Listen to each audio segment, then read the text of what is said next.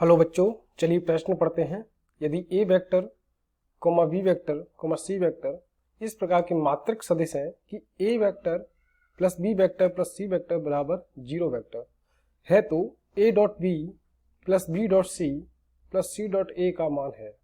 हमारे पास विकल्प दे रखे हैं 1, 3, -2, -3/2 और इनमें से कोई नहीं। तो ये 4 विकल्प हैं। तो देखते हैं। सबसे पहले हम लोग मुख्य अवधारणा की चर्चा कर लेते हैं। तो इस प्रश्न में मुख्य अवधारणा क्या रहेगी? देखो, मुख्य अवधारणा इस प्रश्न में हमें एक तो अदिश गुणनफल जो रहता है सदिशों का, वो आपको आना चाहिए। मेन चीज यही है यहाँ पे। अब देखो इसको कैसे करते हैं। हमारे पास एक चीज दे रखी है कि ए बी सी जो है मात्रक सदिश है। मात्रक सदिश मतलब क्या होता है कि उनका परिमाण जो होगा वो क्या होगा, 1 होता है। ठीक है, तीनों ही मात्रक सदिश, तीनों का परिमाण क्या होगा, 1 होगा। अब यहाँ पे देखो, अगर मेरे पास A vector plus B vector plus C vector दे रखा है 0 वेक्टर। अब मैं यहाँ पे क्या करूंगा, A vector plus B vector plus B C vector, इसका मैं डॉट प्रोडक्ट करूंगा किसके साथ, अदिश गुणनफल करूंगा किसके साथ, A vector plus B vector plus C vector. कर सकता हूं। क्या होगा, 0 वेक्टर डॉट 0 वेक्टर क्या होगा, 0 होगा ये तो। ठीक है, अब यहाँ पे देखो, इसको जब मैं ओपन करूंगा तो क्या होगा, ए डॉट ए आएगा तो वो मॉड ए स्क्वायर बन जाता है। ए डॉट बी आएगा तो ए डॉट बी लिख लो। ठीक है, और उसके बाद ए डॉट सी आएगा, ए डॉट सी लिख लो यहाँ पे। ठीक है, उसके बाद बी डॉट ए आएगा, बी डॉट ए आ गया, प्लस बी डॉट बी यानी कि मॉड बी का square, plus B dot c आएगा, इसको भी लिख लेते हैं। और इसके बाद सी डॉट सी का हम लोग डॉट प्रोडक्ट करेंगे अदिश गुणनफल, तो सी डॉट ए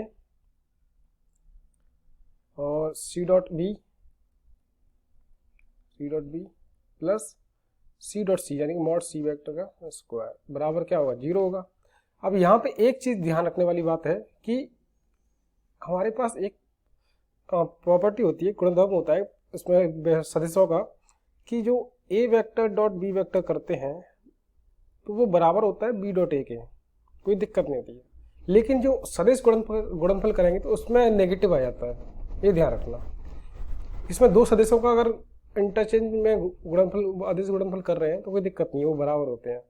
इस तरीके से हम लोग क्या कह सकते हैं, यहाँ पे इसको सिंप्लीफाई करेंगे, क्या होगा, मॉड ए का स्क्वायर कितना होगा, 1 होगा।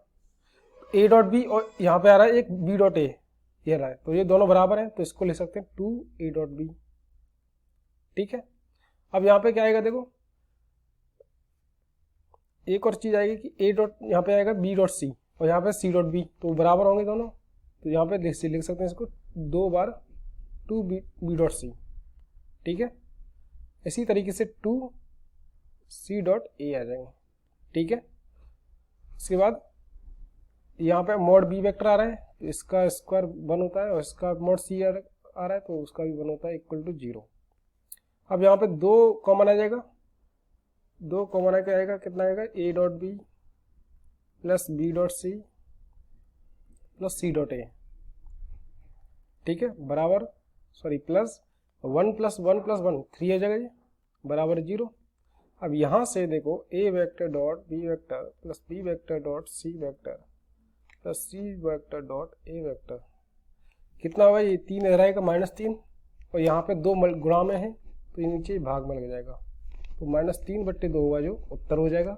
कौन सा विकल्प सही होगा, विकल्प सी जो होगा वो सही माना जाएगा। तो मैं आशा करता हूँ आपको समझ में आया होगा। धन्यवाद।